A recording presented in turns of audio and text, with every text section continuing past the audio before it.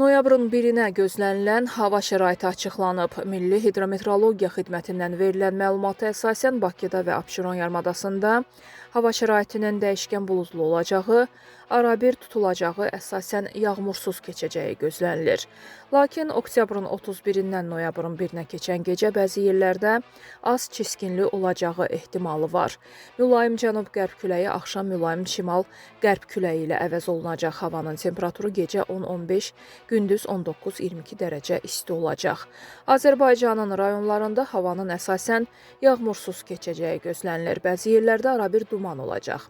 Qərb küləyi bəzi yerlərdə arabir güclənəcək. Havanın temperaturu gecə 5-9, gündüz 19-24 dərəcə isti, dağlarda gecə 0-4 dərəcə şaxta, gündüz 5-9 dərəcə isti olacaq.